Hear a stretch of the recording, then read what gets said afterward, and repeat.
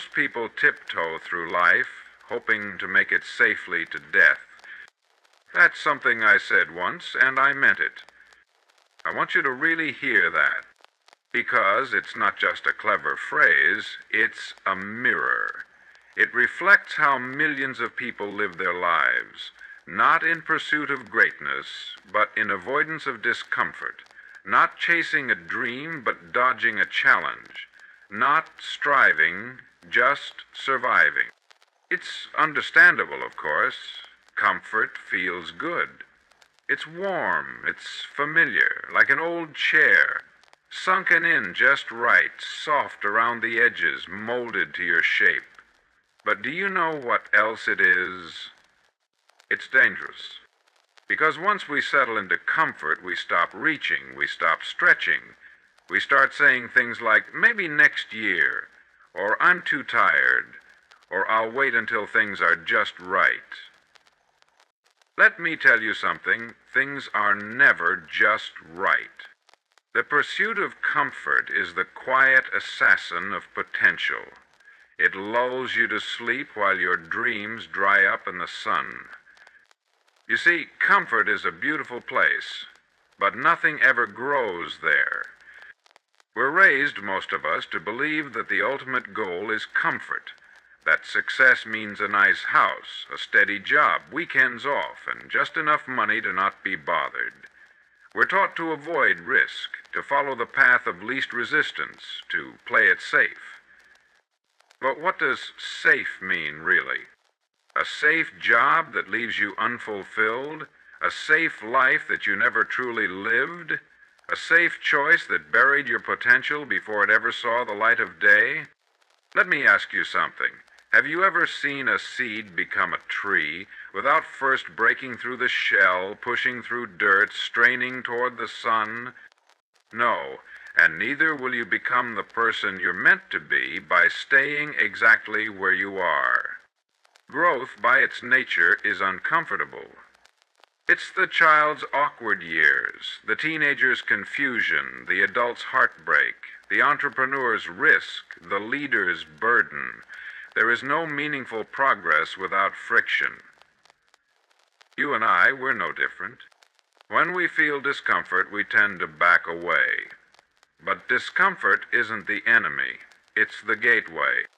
Now, some people say, but Earl, I don't like discomfort. Well, of course you don't. Nobody does. But do you know what hurts more than discomfort? Regret. Regret is heavy. It lasts. It whispers to you in quiet moments. You could have done more. You had it in you, but you let fear win. Discomfort? That's temporary. It comes, it teaches, and if you stick with it, it passes. But regret, that stays. So you have a choice. You can endure the discomfort of discipline today, or the discomfort of disappointment tomorrow. But you will experience one, that's guaranteed. Let's be clear about something. Success is not comfortable. It's not meant to be. It asks something of you. It demands that you become more than you were yesterday. You want to build a business? It's going to require failure, long nights, doubt. You want to get in shape? It's going to hurt. You want to write a book, make a film, start a family, build a life worth remembering? You're going to have to get used to being uncomfortable. But discomfort isn't chaos. It's construction. It's life carving out the stronger version of you. Like a sculptor chiseling stone, it's the discomfort that reveals the masterpiece underneath. I'd like you to think back to every proud moment you've ever had. Every achievement, every breakthrough. Was it easy? Of course not. You earned it. You suffered for it. You bled a little, maybe cried. But when you look back now, aren't you glad you did? There's a secret there. The best things in life are often hidden behind short seasons of difficulty. But most people never get there because they turn back too soon. They want the reward without the risk. the prize without the pressure, the victory without the fight. But it just doesn't work that way. Now listen carefully. I'm not telling you to seek pain. Life will deliver plenty of it on its own. But I am telling you, don't flee from discomfort. Get comfortable being uncomfortable. Start seeing those moments not as obstacles, but as opportunities, signals that you're on the edge of something better. Ask yourself each day, what can I do today that scares me just a little? Where can I lean in instead of backing off? Make friends with discomfort. Shake its hand. Walk beside it. Because that's where life really happens. That's where growth is found. That's where your future self is waiting. Now, let me tell you about something I once read about how lobsters grow. Strange creatures, aren't they? They wear these rigid shells, like armor. But here's the curious thing. That shell doesn't grow. The lobster inside does, but the shell stays the same. So what happens? Eventually, the lobster becomes too big for the shell. It starts to feel pressure, tightness, discomfort. Now it doesn't book a vacation. It doesn't lie down and say, well, I guess this is it. No, it does something instinctual, something wise. It crawls under a rock, a safe place, and it sheds the shell completely. It leaves behind the armor it's outgrown, and for a short time, it's soft, exposed, vulnerable. But then, it grows. It forms a new shell, a bigger one that fits who it's becoming, not who it used to be. Now, why do I tell you that story? Because you and I, we're not so different from the lobster. When life begins to feel uncomfortable, when your environment starts to feel too small, too tight, too off, that's not a sign that something's wrong. That's a signal. That's life whispering it's time to grow. But what do most people do when they feel that pressure? They panic, they retreat, they treat discomfort like a fire alarm. Quick, escape, find something easier. They miss the message entirely. Growth never arrives wrapped in comfort. It shows up in discomfort. It shows up when you're pushed beyond your limits, stretched into unfamiliar territory, forced to become more than you've been. Think about it. A muscle only grows by being broken down. You lift weights, what's happening? You're tearing fibers. You're applying pressure. The discomfort is what triggers the strength. You want to become mentally strong? You need challenge. You want emotional resilience? You need to weather some storms. You want to become successful? You need to step outside of what you already know. There is no expansion without some level of tension. Here's something to remember. Discomfort is not the enemy, it's the evidence. It's evidence that you're being invited to a new level of yourself. It's nature's nudge. The moment you feel restless in your current shell, whether that shell is a job, a habit, a relationship, a mindset, that's your clue. It's time to evolve. But evolution always comes with a cost. The lobster doesn't get to keep its old shell and grow. It has to leave it behind. And that's the part that scares most people. They want the growth, but they cling to the shell. They want change, but not the challenge. They want a new life, while dragging around the same fears, the same habits, the same excuses. It doesn't work that way. Let me ask you something. What shell have you outgrown? Is it the job you've mastered and no longer love? The role you play that no longer excites you? The self-pity you carry, the one that says, I'm not a leader, or I'm not the type to take risks? Maybe it's a belief that you have to play small, that now isn't the right time, that people like you don't get to live extraordinary lives. Those are shells, and you've probably outgrown them. But growth means you'll have to crawl under that proverbial rock. You'll have to sit in that awkward, vulnerable place. You'll have to leave behind who you've been so you can become who you're meant to be. Now, there's a temptation, especially when discomfort hits, to wait for the right moment. We say, once I'm more confident, I'll speak up. Once I have more money, I'll take the leap. Once I'm less afraid, I'll go after it. But that's not how this works. The lobster doesn't wait until it feels ready. It grows because it's uncomfortable. And so will you. I remember hearing about a man who had worked the same job for 27 years. He told me, "I don't think I've had 27 years of experience. I think I've had 1 year repeated 27 times." That's a shell. Comfortable? Maybe. Familiar? Sure. But alive? No. You see, growth is what keeps life fresh. It's what gives you energy. It's what keeps your mind sharp, your spirit curious, your heart alive. A life without growth is a slow decline. The lights are on, but the soul is dim.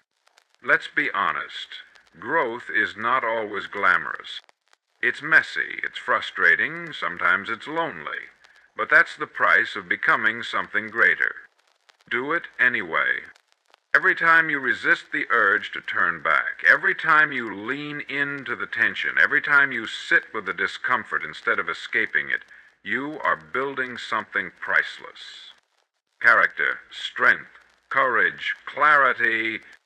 You are growing your capacity. And the more discomfort you can withstand, the more life you can hold. So I'll ask you again, what shell have you outgrown? Where do you feel the squeeze in your life right now? Don't ignore it. Pay attention to it. That's not a problem. That's your next chapter knocking.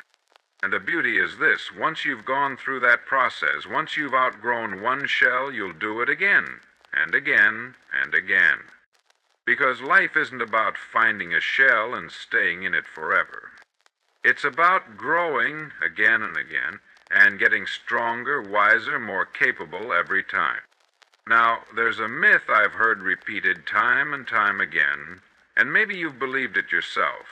It goes like this. Successful people must enjoy discomfort more than the rest of us. Now, let me be clear. They don't. They don't like fear any more than you do. They don't wake up hoping for uncertainty. They don't get butterflies in their stomach and grin like it's a holiday. No, the truth is much simpler and much more powerful. Successful people don't enjoy discomfort. They've simply made peace with it. They've accepted it as the price of admission. Let me paint a picture.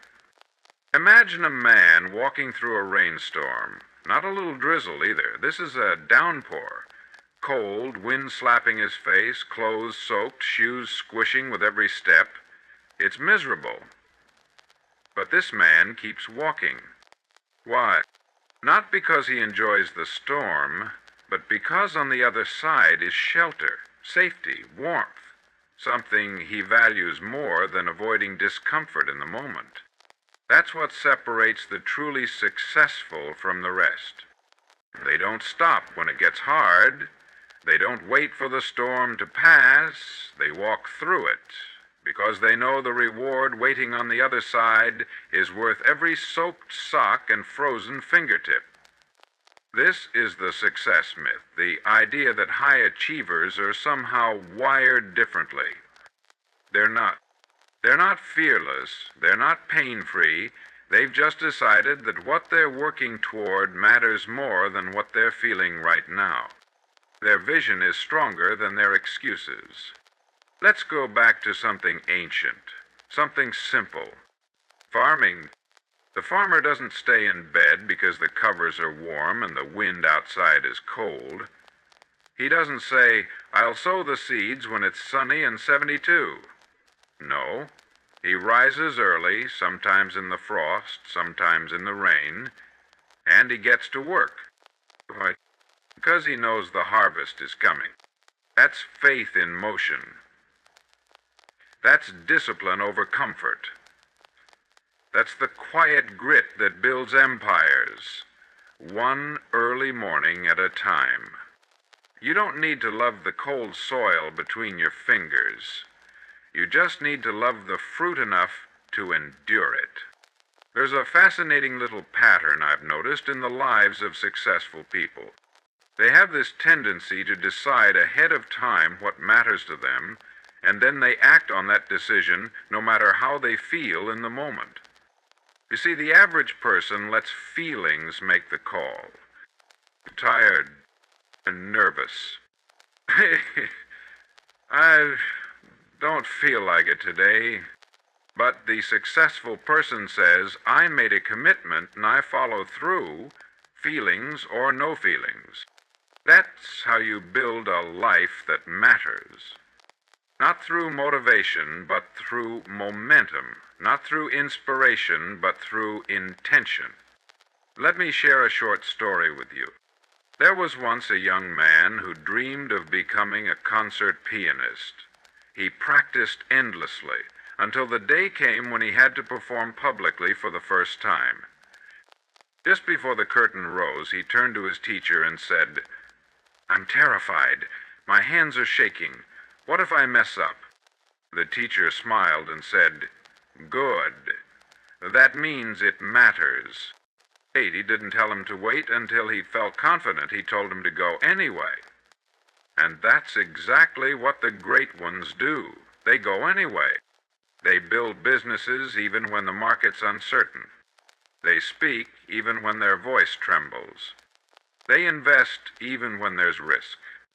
They show up again and again because the goal means more than the fear. Now here's the tricky part. We live in a world that worships comfort. And that's fine until it starts robbing us of our edge. You don't build resilience by taking the easy road. You don't forge character by avoiding hard conversations. You don't become great by waiting for the perfect conditions. That's not success, that's sedation. Comfort feels good in the moment, but over time it dulls your ambition, your curiosity, your hunger. There's a famous quote, maybe you've heard it. Discipline is choosing between what you want now and what you want most. Well, let me add a little something to it. Success is earned by those who choose discomfort now in service of something greater later. It's a trade. Every successful person you admire has made that trade. They've swapped the soft couch of temporary ease for the sharp edge of long-term achievement. They've walked through storms with blistered feet because they believed in the shelter at the other end. And guess what? So can you. Here is another quote I've heard. Discomfort can actually be a compass if you let it. Now, that's a strange idea to some people. A compass? Most folks think of discomfort as something to avoid, like a pothole in the road. You steer around it. But what if I told you discomfort was more like a signpost? One of those wooden arrows along an old hiking trail that reads, "This way to the top." You see, discomfort doesn't show up at random. It shows up at the edge of your potential, at the boundary line of who you are now and who you could become. Think about it. Every meaningful thing we ever try to do in life has some discomfort baked into it. Want to get in shape, the gym's not going to feel like a vacation. The first few runs leave you winded, muscles ache. But that's the price you pay to build strength. Want to start a business? Discomfort, risks, doubts, sleepless nights. But that's the toll to cross the bridge to freedom. Want to stand up and speak in front of a crowd? I'll tell you, Your heart'll race, your mouth might go dry, but if you push through, the confidence on the other side is something few people ever experience. Let me give you an example. Back in the 50s, I was working in radio, Chicago to be exact, and I remember being asked to give a talk to a group of young professionals. Now, I'd spoken on air for years, but that microphone, that studio, those were my familiar stomping grounds. But a room full of expectant eyes, that was a different animal. And I'll admit, it rattled me. I was tempted to say no, but I didn't.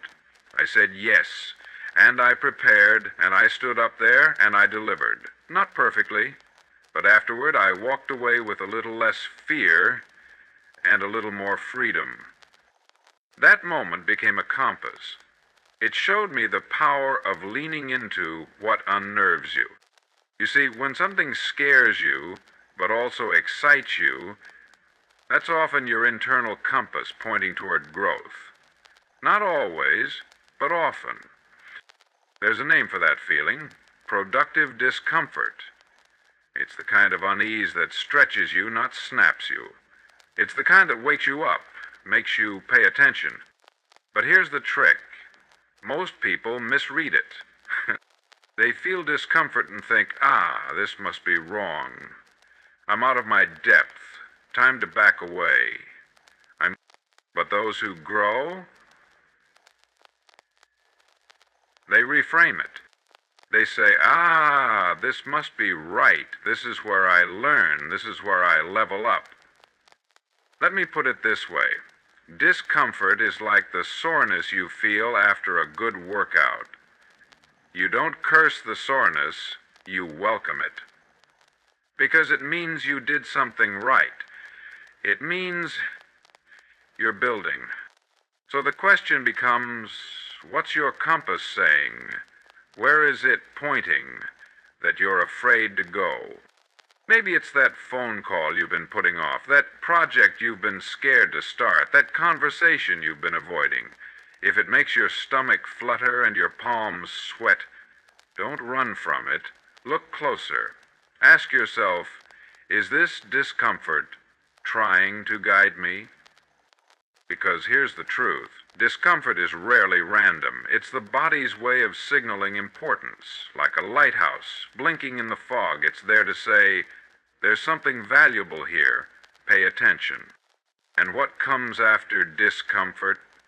That's the real prize. Strength, skill, confidence, freedom. But those treasures aren't handed out at the starting line. They're earned at the summit, after the climb. You know, people often talk about wanting more courage, more confidence. But those things don't come first. They come after. After the shaky voice. After the uncertain step. After you've done the thing you were afraid to do. The discomfort is the gatekeeper, and once you walk through, you realize it wasn't as tall or as terrifying as it looked. So I'll leave you with this.